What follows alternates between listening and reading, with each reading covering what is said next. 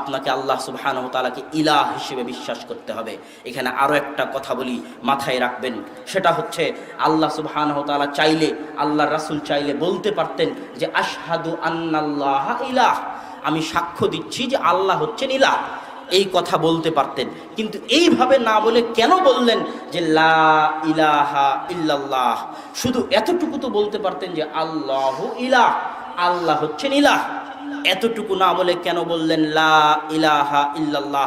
আরবি ভাষায় যখনই লা এবং যখনই ইল্লা একসাথে একত্রিত হয় তখন একটা কঠিন অন্যতম অর্থ দেয়। সে অর্থটা কি?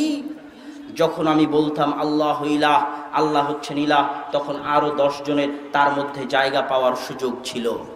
পীর, ওলি, আউলিয়া, দরবেশ, মাজারের জায়গা পাওয়ার দরকার ছিল, জায়গা ছিল, অপশন ছিল, তাবিজ কবজের অপশন ছিল। কিন্তু যখন আমি বলে দিলাম লা ইলাহা, আগে হৃদয়কে সাফ করতে হবে।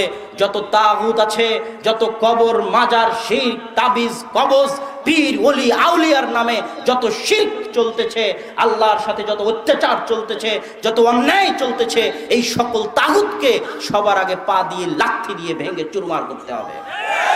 এই জন্য লা ইলাহা আগে নাই, আগে না করো, আগে লাথি দিয়ে ভেঙে দাও, তারপরে ইল্লাল্লাহ। শুধু কে বাকি থাকবে? আল্লাহ। শুধু একমাত্র আপনার হৃদয়ে যার জন্য জায়গা বাকি থাকবে তিনি হচ্ছেন আল্লাহ সুবহানাহু ওয়া তাআলা। আর তাওহীদ, এই ঈমানই হচ্ছে মানুষের সবচেয়ে বড় স্বাধীনতা। মানুষ কি বলে? যে আমি স্বাধীনতা চাই, স্বাধীনতার জন্য যুদ্ধ করেছি। মেয়েরা বলে আমরা স্বাধীনতা চাই। কিসের স্বাধীনতা? তাওহীদের চাইতে বড় স্বাধীনতা পৃথিবীতে আর কেউ দিতে পারবে না। আজকে গণতন্ত্রের নামে মানুষের গোলাম হয়ে আছে। পৃথিবীতে মেয়েরা স্বাধীনতার নামে বলতেছে স্বামীর গোলামি থেকে মুক্তি চাই, স্বামীর গোলামি থেকে মুক্ত হয়ে বসের গোলামি করতেছে। কল কারখানায়, গার্মেন্টসে নিজের বসের গোলামি করতেছে। কোনো না কোনো এক গোলামি থেকে মুক্ত হয়ে আর এক গোলামিতে লিপ্ত হচ্ছে। গোলামি থেকে মুক্ত হওয়ার, স্বাধীন হওয়ার সবচেয়ে বড় মাধ্যম, সবচেয়ে বড় উপায় হচ্ছে তাওহীদ। কেন? যখন অন্তরে লা ইলাহা ইল্লাল্লাহ প্রবেশ করবে, আল্লাহ ব্যতীত কারো জায়গা যখন অন্তরে থাকবে না, তখন তাওহীদ যখন হৃদয়ে প্রবেশ করবে, তখন আপনি দুনিয়ার কোনো মানুষকে বিন্দুমাত্র পরোয়া করবেন না। আপনি কোনো জিন শয়তানকে পরোয়া করবেন না, আপনি কোনো তাবিজ কবজকে পরোয়া করবেন না। পৃথিবীর কেউ আপনাকে যাররা পরিমাণ ভয় দেখাতে পারবে না। কেননা আপনি একমাত্র কাকে ভয় করেন? আল্লাহ সুবহানাহু ওয়া তাআলাকে ভয় করেন। এই জন্য একজন তাওহীদে বিশ্বাসী, একজন মুমিন একটা পারমাণবিক বোমের চেয়েও শক্তিশালী। ইব্রাহিম আলাইহিস সালাতু ওয়াস সালামকে আগুনে জ্বালিয়ে দেওয়া হলো, তবুও তিনি তাওহীদ থেকে ফিরে আসেননি। রাসূল সাল্লাল্লাহু আলাইহি ওয়াসাল্লাম নিজেও বলেছেন লাইন হুররিকতা আও কুতিলতা, তোমাকে যদি আগুনে জ্বালিয়ে দেওয়া হয়, তোমাকে যদি হত্যাও করা হয়, তবুও তাওহীদ ছাড়বে না, শিরক করবে না। এটাই হচ্ছে পারমাণবিক বোমের চেয়ে শক্তিশালী। কেন? যে মানুষ আল্লাহ ব্যতীত অন্য কাউকে হৃদয়ে জায়গা দেয়, কবর মাজারের পূজা করে, পীরকে সম্মান করতে গিয়ে পীরকে ইলাহ বানিয়ে দেয়, যারা আল্লাহ ব্যতীত অন্য কাউকে সম্মান করে, আল্লাহ ছাড়াও আল্লাহর সাথে অন্য কাউকে শরীক করে, তারা একদিন ইহুদি খ্রিস্টানদের গোলামি করবে এবং অতীতেও করেছে। এই জন্য ইহুদি খ্রিস্টানদের, তাদের সাথে কোনো শত্রুতা নাই। ইহুদি খ্রিস্টানরা খুব ভালোভাবে জানে, আরে যে আজকে কবরের সামনে মাথা নত করতেছে, সে একদিন আমার সামনেও মাথা নত করবে। এটা তারা খুব ভালোভাবে জানে যে একদিন আজকে কবর, তাবিজ, পূজা ইত্যাদির সামনে মাথা নত করতেছে, সে একদিন আমার সামনেও মাথা নত করবে। কিন্তু ওই মুমিন যে তাওহীদে বিশ্বাসী, যে পৃথিবীর কোনো কিছুর সামনে মাথা নত করে না, যদিও তাকে জ্বালিয়ে দেওয়া হয়, যদিও তাকে পুড়িয়ে দেওয়া হয়, তবুও ইব্রাহিম আলাইহিস সালাতু ওয়াস সালামের মতো আগুনের দরিয়ায় ঝাঁপ দিতে রাজি আছে, কিন্তু তাওহীদের সাথে বিন্দুমাত্র আপোষ করতে রাজি নাই। এই রকম মুমিন যে পারমাণবিক বোমের চেয়ে শক্তিশালী, এটা ইহুদি খ্রিস্টানেরা জানে। এই জন্য ওই জাতীয় মুমিন, ওই জাতীয় তাওহীদপন্থী মুমিনদের বিরুদ্ধে তাদের সকল ষড়যন্ত্র। সম্মানিত উপস্থিতি, আমরা আলোচনা করছিলাম ঈমান, আকীদা এবং তাওহীদের গুরুত্ব নিয়ে, এবং সেটার প্রকার বলতে গিয়ে আল্লাহ সুবহানাহু ওয়া তাআলা রব হিসেবে আল্লাহকে বিশ্বাস করা, ইলাহ হিসেবে আল্লাহকে বিশ্বাস করা, এই কথা বলে আল্লাহ সুবহানাহু ওয়া তাআলার নাম এবং গুণাবলীর দিকে এগিয়ে যাচ্ছি। আল্লাহ সুবহানাহু ওয়া তাআলার নাম এবং গুণাবলীর গুরুত্ব সীমাহীন এবং অপরিসীম। জেনে রাখবেন, যত আপনারা বরকতের কথা বলেন যে আল্লাহ আপনার ধন সম্পদে বরকত দিক, আল্লাহ আপনার টাকা পয়সায় বরকত দিক, আল্লাহ আপনার সন্তান সন্ততি বরকত দিক, যত বরকতের কথা বলেন, সকল বরকতের উৎস কোথায়? আল্লাহ। আল্লাহ ব্যতীত অন্য কোথাও থেকে বরকত আসে না, এবং আল্লাহর সাথে সংশ্লিষ্ট যা কিছু আছে সবই বরকতময়। এই কোরআন কার বাণী? আল্লাহর বাণী। এই জন্য কোরআনও বরকতময়। কথা কি বুঝতে পারছেন? এই জন্য পবিত্র কোরআন যে বাড়িতে পড়া হবে সেখানে বরকত অবতীর্ণ হবে। এই জন্য আল্লাহর সাথে সংশ্লিষ্ট যা কিছু আছে সবই বরকতময়। অতএব আল্লাহর নাম এবং আল্লাহর গুণাবলীও বরকতময়। আল্লাহর নাম দিয়ে যে কাজ শুরু করা হবে সেটাতে বরকত হবেই হবে। রাসূল সাল্লাল্লাহু আলাইহি ওয়াসাল্লাম মুসলিম জাতিকে প্রতি পদে পদে আল্লাহর নাম দিয়ে কাজ শুরু করার কথা বলেছেন। ঘর থেকে বের হওয়া, খানা গ্রহণ করা, খাদ্য গ্রহণ করা, পানি পান করা, যত কাজ রয়েছে পৃথিবীতে পবিত্র কোরআন তেলাওয়াত করা, সকল কাজ আল্লাহর নাম দিয়ে শুরু করতে বলেছেন। শুধু তাই নয়, প্রত্যেক যে প্রাণী আল্লাহর নাম ব্যতীত অন্য কারো নামে জবেহ করা হয় তার গোশত খাওয়া কি হালাল? হালাল নয়। এটা হচ্ছে আল্লাহর নামের গুরুত্ব, আল্লাহর নামের বরকত, আল্লাহর নামের ফজিলত। আপনি একটা জিনিস একটা বাড়িতে রেখে আসলেন, বাড়িতে তালা নাই, চাবি নাই, বিসমিল্লাহ বলে রেখে আসেন, আল্লাহর ওসিলা দিয়ে রেখে আসেন, আল্লাহর নামের উপর ভরসা করে রেখে আসেন। কে হেফাজত করবে? আল্লাহ সুবহানাহু ওয়া তাআলা হেফাজত করবে। এটা হচ্ছে আল্লাহর নামের বরকত, আল্লাহর নামের গুরুত্ব। এই জন্য তাবারানীর ৭৫৩২ নম্বর হাদিসে রাসূল সাল্লাল্লাহু আলাইহি ওয়াসাল্লাম বলতেছেন, মান ক্বারা আয়াতুল কুরসি দুবুরা কুল্লি সালাতিন, কেউ যদি ৫ ওয়াক্ত সালাতের পরে আয়াতুল কুরসি পাঠ করে তাহলে লা ইয়ামনাহু মিন দুখুলিল জান্নাহ ইল্লাল মাউত, তাকে জান্নাতে প্রবেশ করতে কিছুই বাধা দিবে না একমাত্র মউত, মৃত্যু ছাড়া। সে মরলেই জান্নাতে যাবে, মরলেই জান্নাতে যাবে। সম্মানিত উপস্থিতি, আয়াতুল কুরসির মধ্যে এমন কি রয়েছে যে আয়াতুল কুরসি পাঠ করলে ৫ ওয়াক্ত সালাতের পরে আমি এবং আপনি জান্নাতে চলেই গেছি, যাইনি কেন, মরিনি তাই। আয়াতুল কুরসির মধ্যে কিছু নাই, সালাত সিয়ামের কথা নাই, হজ জাকাতের কথা নাই, হালাল হারামের কথা নাই, পরকালের কথা নাই। আয়াতুল কুরসির শুরু থেকে নিয়ে শেষ পর্যন্ত শুধুমাত্র আল্লাহ সুবহানাহু ওয়া তাআলার নাম এবং তার গুণাবলীর কথা রয়েছে। সূরা ইখলাস পড়েন।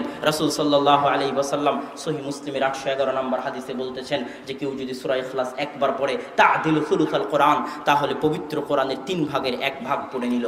আর যদি কেউ সূরা ইখলাস ৩ বার পাঠ করে তাহলে সে যেন পবিত্র কোরআন শুরু থেকে নিয়ে শেষ পর্যন্ত একবার পাঠ করলো। এই ৬০০ পৃষ্ঠার এই বই পৃথিবীর সর্বশ্রেষ্ঠ গ্রন্থ, যার প্রতি হরফে ১০ নেকি রয়েছে, এমন একটি গ্রন্থ। প্রথম থেকে শেষ পর্যন্ত পড়লে যত নেকি হবে, সূরা ইখলাস ৩ বার পাঠ করলে তত নেকি হবে। মাত্র ২ লাইনের এই সূরায় কিছুই নাই। হজ জাকাতের কথা নাই, সালাত সিয়ামের কথা নাই, হালাল হারামের কথা নাই, পরকালের কথা নাই। শুরু থেকে নিয়ে শেষ পর্যন্ত এই ২ লাইনে শুধু আল্লাহ সুবহানাহু ওয়া তাআলার নাম এবং তার গুণাবলীর কথা রয়েছে। সম্মানিত উপস্থিতি, এইভাবে যদি আমরা আরো দেখি যে রাসূল সাল্লাল্লাহু আলাইহি ওয়াসাল্লাম সুনানে আবু দাউদের ৫০৮০ নম্বর হাদিসে বলছেন, কেউ যদি সকালে উঠে বলে বিসমিল্লাহি লা ইয়াদুররু মা ইসমিহি শাইউন ফিল আরদি ওয়ালা ফিস সামা ওয়া হুয়াস সামিউল আলিম, ওই আল্লাহর নামে দিন শুরু করছি, যে আল্লাহর নামে দিন শুরু করলে আসমান এবং জমিনে এমন কোনো ক্ষমতা, এমন কোনো শক্তি নেই যে আমার বিন্দু মাত্র ক্ষতি করতে পারে, সেই আল্লাহর নামে দিন শুরু করছি। কেউ যদি এই দোয়া বলে দিন শুরু করে তাহলে সন্ধ্যা পর্যন্ত তার কোনো ক্ষতি হবে না। রাসূল সাল্লাল্লাহু আলাইহি ওয়াসাল্লাম বলেছেন, এই দোয়ার মধ্যে কিছুই নাই, শুধু আল্লাহর নামের ওসিলা আছে, যে আমি আল্লাহর নাম দিয়ে দিন শুরু করছি, যে আল্লাহর নাম দিয়ে দিন শুরু করলে আল্লাহ সুবহানাহু ওয়া তাআলার শক্তি এত যে তার নাম দিয়ে দিন শুরু করলে পৃথিবীর কোনো শক্তি, পৃথিবীর কোনো ক্ষমতা আমার বিন্দুমাত্র ক্ষতি করতে পারবে না। সম্মানিত উপস্থিতি, রাসূল সাল্লাল্লাহু আলাইহি ওয়াসাল্লাম সহিহ বুখারীর ২৭৩২ নম্বর হাদিসে বলছেন, ইন্না লিল্লাহি ৯৯ আসমা, আল্লাহ সুবহানাহু ওয়া তাআলার ৯৯টি নাম রয়েছে। মান আহসাহা দাখালাল জান্নাহ, যে ব্যক্তি ৯৯টা নাম আয়ত্ত করে নিল সে জান্নাতে চলে গেল। ৯৯টা নাম, আল্লাহর নাম আয়ত্ত করলেই জান্নাত। আল্লাহ সুবহানাহু ওয়া তাআলার নাম আয়ত্ত করলেই জান্নাত। এই আয়ত্ত করা মানে কি? এই আয়ত্ত করার ব্যাখ্যা করতে গিয়ে ইবনুল কাইয়িম রাহিমাহুল্লাহ বিস্তর ব্যাখ্যা করেছেন। তবে তার আগে আর একটা আয়াত পড়ে নেই। আল্লাহ সুবহানাহু ওয়া তাআলা সূরা আরাফের ১৮০ নম্বর আয়াতে বলছেন, ওয়ালিল্লাহিল আসমাউল হুসনা ফাদউহু বিহা, আল্লাহ সুবহানাহু ওয়া তাআলার সবচেয়ে সুন্দর, সবচেয়ে উত্তম নাম রয়েছে, তোমরা আল্লাহকে সেই উত্তম, সেই সুন্দর নাম দিয়ে ডাকো। আল্লাহর নাম কেন সুন্দর? আল্লাহর নাম কেন উত্তম? শুনে রাখুন, আল্লাহ সুবহানাহু ওয়া তাআলার নাম এবং তার গুণের দিকে কেউ যদি বিন্দুমাত্র দুর্বল কিছু সম্পৃক্ত করে, তাহলে আল্লাহ কত রাগান্বিত হন। সূরা মারিয়ামের 91 নম্বর আয়াতে আল্লাহ সুবহানাহু ওয়া তাআলা বলছেন, তাকাদুস সামাওয়াতু ইয়াতাফাত্তারনা মিনহু ওয়া তানশাক্কুল আরদু ওয়া তাখিরুল জিবালু হাদ্দা আন দাউ লির-রহমানি ওয়ালাদা। ইহুদি খ্রিস্টানেরা আল্লাহর নামে এমন কিছু বলেছে, আল্লাহর দিকে এমন গুণকে সম্পৃক্ত করেছে যে সেই কথা, ইহুদি খ্রিস্টানদের ওই গুণের কথা যদি আসমান শুনে নেয়, আসমান ফেটে চৌচির হয়ে যাবে। যদি জমিন শুনে নেয়, তাহলে জমিনও ফেটে খান খান হয়ে যাবে। আর যদি পাহাড় শুনে নেয়, তাখিরুল জিবালু হাদ্দা, একটা পাহাড় আর একটা পাহাড়ের সাথে ধাক্কা লেগে ফেটে চৌচির ভেঙে খান খান হয়ে যাবে। ওই কথা এত জঘন্য, ওই কথা এত খারাপ, ওই কথা এত নিকৃষ্ট। কি সেই কথা? আন দাউ লির-রহমানি ওয়ালাদা। ইহুদি খ্রিস্টানেরা বলেছে আল্লাহর নাকি সন্তান আছে। তারপরে আল্লাহর কথা শুনেন, এরপরে আল্লাহ সুবহানাহু ওয়া তাআলা বলছেন, জেনে রাখো, ইন কুল্লু মান ফিস সামাওয়াতি ওয়াল আরদি ইল্লা আতির রহমানি আবদা। পৃথিবীর যত বড় নবী রাসূল হোক না কেন, স্বয়ং ঈসা আলাইহিস সালাম হোক না কেন, যাকে তারা আমার সন্তান বলে দাবি করছে, স্বয়ং মুহাম্মদ সাল্লাল্লাহু আলাইহি ওয়াসাল্লাম হোক না কেন, যত নবী রাসূল হোক না কেন, আর যত পীর বুজুর্গ ওলিয়া উলিয়া যারা বলে কিয়ামতের মাঠে জাহাজ দিয়ে মুরিদদেরকে জান্নাতে নিয়ে যাবে, যত বড় পীর হোক, যত বড় ওলিয়া উলিয়া হোক, প্রত্যেকেই কিয়ামতের দরবারে ইন কুল্লু মান ফিস সামাওয়াতি ওয়াল আরজি, আসমানে যারা আছে, জমিনে যারা আছে, প্রত্যেকেই কিয়ামতের দরবারে রহমানের সামনে, আমার দরবারে, আল্লাহর দরবারে আমার দাস এবং গোলাম হয়ে উপস্থিত হবে। আমার দাস এবং আমার গোলাম হয়ে। কারো কোনো ক্ষমতা থাকবে না, কারো কোনো পাওয়ার থাকবে না সেই দিন, আল্লাহ সুবহানাহু ওয়া তাআলার ক্ষমতা ছাড়া। এই আয়াত বলে আমি বুঝাতে চাচ্ছি যে আল্লাহর দিকে যদি কেউ খারাপ গুণের সম্পৃক্ত করে, তাহলে আল্লাহ কতটা রাগান্বিত হন, কতটা ক্রোধান্বিত হন। এই জন্য আল্লাহ সুবহানাহু ওয়া তাআলার নাম এবং গুণাবলী হচ্ছে সবচেয়ে সুন্দর, সর্বোত্তম।